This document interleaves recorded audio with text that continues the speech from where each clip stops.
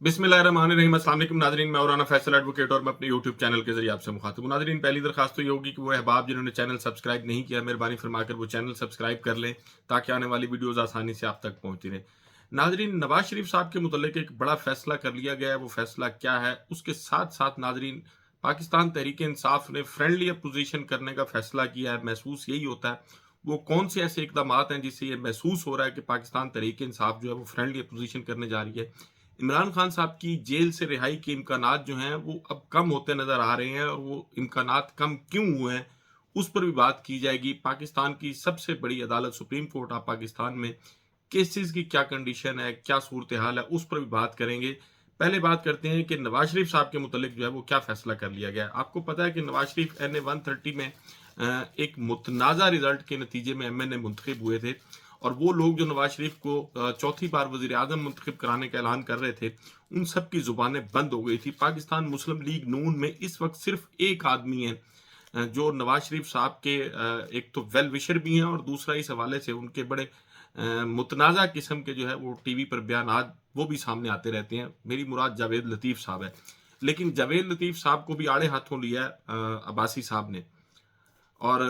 हनीफ अब्बासी साहब जो है उन्होंने कहा कि जी वो खुल के नाम क्यों नहीं लेते। किसने उन्हें कहा था कि जी अगर आपका हल्का खोला गया तो फिर NA 130 भी खोला जाएगा, जो नवाज शरीफ साहब का हल्का है। उन्हें ब्लैकमेल कौन कर रहा है? फजलुर रहमान साहब के हवाले से भी उन्होंने बात की।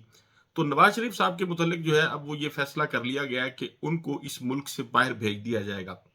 और शायद नवाज शरीफ साहब जो है वो अपनी कौमी असम्बली की नशिस्त से इस्तीफा भी दे देंगे। चूंकि नवाज शरीफ साहब का वो ख्वाब जो लेकर वो इस मुल्क में आए थे वो ख्वाब पूरा नहीं हुआ। और जहां तक काबीना का ताल्लुक है, काबीना से भी ये महसूस होता है कि जैसे इसहाक डार साहब जो है उनको कॉर्नर किया गया। फिर मोहसिन नकवी साहब के हवाले से भी जो फैसला किया गया वजारत दाखिला में, और इसी तरह और कुछ तैनातियां थी, बड़ी अहम तैनातियां, जिनमें ना नवाज शरीफ की सुनी गई और ना ही शहबाज शरीफ साहब की सुनी गई। और फिर शहबाज शरीफ साहब को जो है वो एक खबर के मुताबिक एक शटअप कॉल भी आई है कि जो है वो आप अपने काम से काम रखें, हुकूमत कैसे चलनी है, हुकूमत किस तरह चलानी है, ये फैसला हमने करने, ये फैसला आपने नहीं करना। और जाहिर है शहबाज शरीफ साहब ये सारी गुफ्तगू बर्दाश्त भी इसीलिए कर रहे हैं कि वो मैंडेट जिसकी बुनियाद पर बज़ाहिर ये हुकूमत कायम है वो मैंडेट जैली है। पाकिस्तान तहरीक इंसाफ की जीती हुई नशिस्तें जो हैं वो छीन कर, डाका डालकर शहबाज शरीफ साहब की झोली में डाली गई हैं, कुछ जो है वो पाकिस्तान पीपल्स पार्टी की झोली में डाली गई हैं। लेकिन जो सबसे बड़ी बात है वो ये है कि अब नवाज शरीफ साहब को क्या करना चाहिए। जाहिर है पंजाब में तो बहरहाल उनकी बेटी की हुकूमत है, लेकिन मरकज में वो ख्वाब जो शहबाज शरीफ नवाज शरीफ का था वो ख्वाब पूरा नहीं हुआ। और वो सीट उसके बारे में जिसमें नवाज शरीफ साहब जिस पर मुंतखब हुए हैं बज़ाहिर, उस सीट के बारे में भी रोज टीवी पर कोई ना कोई बात हो रही होती है। और फिर जल्द या बदेर नवाज शरीफ साहब का जो हल्का वो ओपन होगा, उसका ऑडिट भी होगा, वहां शायद रिकाउंटिंग भी हो या री इलेक्शन हो। तो नवाज शरीफ साहब का वहां अगर दोबारा इलेक्शन भी होता है तो जीतना मुश्किल नजर आता है। तो इसलिए बीमारी का बहाना बनाकर अब नवाज शरीफ साहब को यह कह दिया गया कि जी आप बेहतर यही है कि आप मुल्क से बाहर तशरीफ ले जाए। आपके केसेस जो है वो खत्म हो गए हैं, आपकी ताहयात नाअहली खत्म हो गई है, सूबे में आपकी हुकूमत है, मरकज में मुस्लिम लीग नून आप ही की हुकूमत है, इसलिए आपके लिए बेहतर यह है कि आप बाहर जाएं और जाकर लंदन को एंजॉय करें। तो अब नवाज शरीफ साहब जो है वो इस पर पहले तो वो गौर कर रहे थे, लेकिन अब उन्होंने भी फैसला कर लिया है कि वो पाकिस्तान से बाहर चले जाएंगे इलाज के बहाने, और उनकी वापसी कब होगी इसके बारे में अदबी तौर पर कुछ भी कहना जो है वो मुश्किल है। लेकिन पाकिस्तान तहरीक इंसाफ का जहां तक ताल्लुक है, पाकिस्तान तहरीक इंसाफ ने जो है वो फ्रेंडली अपोजिशन करने का फैसला कर लिया है, क्योंकि गुज़श्ता एक डेढ़ महीने में बहुत सारे ऐसे वाकयात हुए हैं, 2 महीने में, जिसमें पाकिस्तान तहरीक इंसाफ को जिस किस्म की एजिटेशन या एहतजाजी सियासत करनी चाहिए थी वो पाकिस्तान तहरीक इंसाफ ने नहीं की।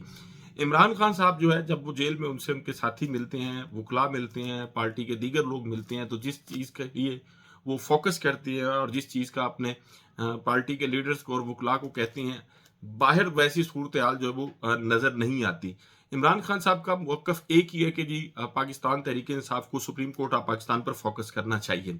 क्योंकि वो ये समझते हैं कि तमाम तर खराबियों की जड़ जो है वो सुप्रीम कोर्ट का इदारा है। ये उनकी सोच है, या जिस किस्म की वो गुफ्तगू करते हैं उससे तासुर यही पैदा होता है कि वो पाकिस्तान तहरीक इंसाफ के लिए मसाइल की बुनियादी वजह जो है वो इस्टेब्लिशमेंट के बाद सुप्रीम कोर्ट ऑफ पाकिस्तान को समझती हैं। उसकी वजह यह है कि वो ये समझते हैं कि सुप्रीम कोर्ट ऑफ पाकिस्तान के ज़रिए ही एस्टेब्लिशमेंट ने जो कुछ किया है उससे पाकिस्तान तहरीक इंसाफ को नुकसान हुआ है। और अगर देखा जाए तो ये बात जो है ये गलत भी नहीं है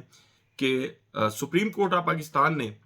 पाकिस्तान तहरीक इंसाफ से बल्ले का निशान छीना, इसमें कोई दूसरी राय नहीं है। इसी तरह लेवल प्लेइंग फील्ड के हवाले से काजी फैज ईसा साहब ने वो लेवल प्लेइंग फील्ड जो है वो मैसर नहीं होने दी पाकिस्तान तहरीक इंसाफ को। सिविल इंतजामिया को बतौर आरओ जस्टिस फैज ईसा साहब ने जो है वो वैलिडेट किया, क्योंकि पेशावर हाई कोर्ट का फैसला आया था। लेकिन यही डिप्टी कमिश्नर जो एक तरफ पाकिस्तान तहरीक इंसाफ के इलेक्टेबल्स और कारकुनों के लिए नजरबंदी के अहकाम जारी करते थे, और दूसरी तरफ वही जो है डिप्टी कमिश्नर आरओ भी थे। तो ये फैसला जो है ये भी सुप्रीम कोर्ट ऑफ पाकिस्तान ने जस्टिस काजी फैज ईसा साहब की सरबराही में किया। नवाज शरीफ साहब की जो ताहियात नाअहली थी वो भी काजी फैज ईसा साहब के एक फैसले से खत्म हुई। पाकिस्तान तहरीक इंसाफ को इंतखाबात में चूंकि बल्ले का निशान नहीं मिल सका, इसलिए वो बतौर पाकिस्तान तहरीक इंसाफ के उम्मीदवार हिस्सा नहीं ले सके, तो इसलिए उनकी जो मखसूस नशिस्तें थी वो भी इसी फैसले की वजह से पाकिस्तान तहरीक इंसाफ को ना मिल सकी। मुख्तलिफ निशानात के बावजूद पाकिस्तान तहरीक इंसाफ के उम्मीदवारों को पीटीआई का उम्मीदवार तस्वर किया जाए, ये दरख्वास्त दी थी इलेक्शन कमीशन ऑफ पाकिस्तान में सलमान अकरम राजा साहब ने। तो इस दरख्वास्त पर फैसला नहीं हुआ, फिर उन्होंने लाहौर हाई कोर्ट में पिटीशन फाइल की, तो उस पिटीशन में भी केस जो था वो दोबारा से इलेक्शन कमीशन ऑफ पाकिस्तान को भेज दिया गया। तो उस ऑर्डर को असेल किया सलमान अकरम राजा साहब ने और सुप्रीम कोर्ट ऑफ पाकिस्तान में ये पिटीशन फाइल की कि जो आज़ाद उम्मीदवार हैं लेकिन पाकिस्तान तहरीक इंसाफ की हिमायत याफ्ता है और जिन्होंने अपनी जमाती वाबस्तगी पाकिस्तान तहरीक इंसाफ लिखी है, उनको पाकिस्तान तहरीक इंसाफ का उम्मीदवार कंसीडर किया जाए। लेकिन सलमान अकरम राजा साहब का एक इतना अहम केस जो है वो अब तक नहीं लगाया गया, और फिर एक के बाद एक केस में गिरफ्तारियां जिस तरह हो रही थी, परवेज इलाही साहब की गिरफ्तारी हो रही थी, शहरियार अफरीदी की गिरफ्तारी हो रही थी, अली मोहम्मद खान साहब की गिरफ्तारी हो रही थी, और लोगों की गिरफ्तारियां हो रही थी। तो लाहौर हाई कोर्ट का फैसला आया था, तो फिर उस फैसले को सरदार तारिक मसूद साहब जो बड़े करीबी साथी हैं काजी फैज ईसा साहब के, उन्होंने इस फैसले को कलअदम करार दिया था जो हाई कोर्ट ने किया था कि एक के बाद दूसरे केस में गिरफ्तार इस तरह नहीं किया जा सकता। मिलिट्री कोर्ट ने सिविलियंस के ट्रायल का जो फैसला किया था जस्टिस एजाजुल हसन साहब ने, वो फैसला किन जजेस ने मुअत्तल किया और फिर जो है वो जजेस किसके करीब थे ये भी सबको पता है। इसी तरह इलेक्शन में जो धांधली की गई और फिर उस धांधली के बाद जो मामलात सुप्रीम कोर्ट के सामने आया और फिर लोगों को जिस तरह से डिस्करेज किया गया, उससे भी साफ जाहिर होता है कि सुप्रीम कोर्ट और खसूसन काजी फैज ईसा साहब जो है वो इस धांधली पर भी पर्दा डाल रहे हैं। शायद सिकंदर सुल्तान राजा जो इस मुल्क के सबसे मुतनाज़ा तरीन चीफ इलेक्शन कमिश्नर है, उनका सबसे बड़ा जो हिमायत करने वाला अगर सुप्रीम कोर्ट ऑफ पाकिस्तान में कोई शख्स बैठा है तो वो काजी फैज ईसा साहब है।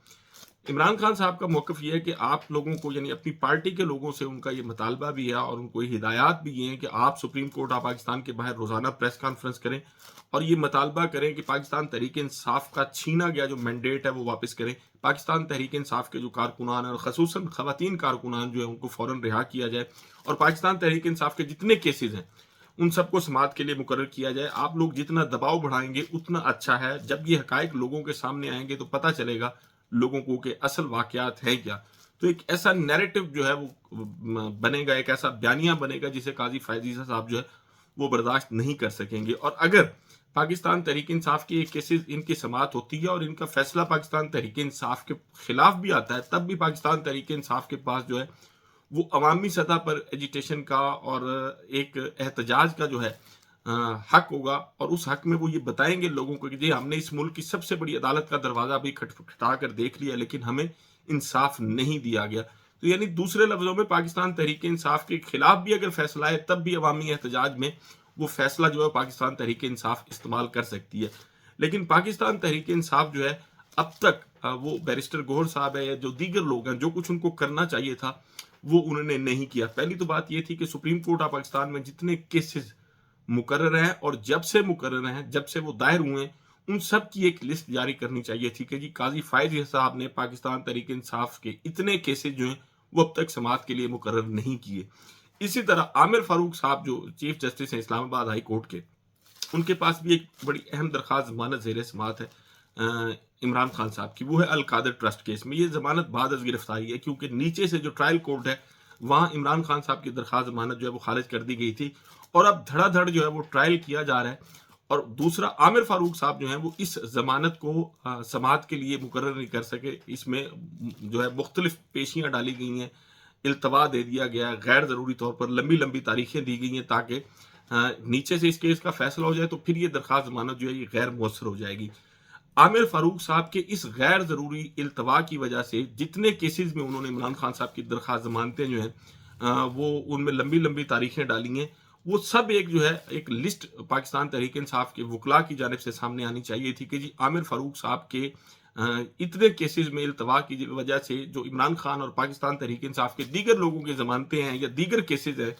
وہ سارے جو ہے وہ غیر مؤثر ہو گئے ہیں. اسی طرح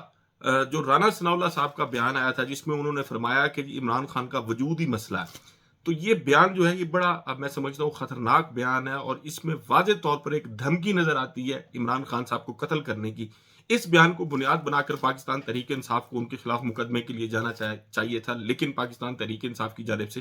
ایسا کچھ نہیں کیا گیا.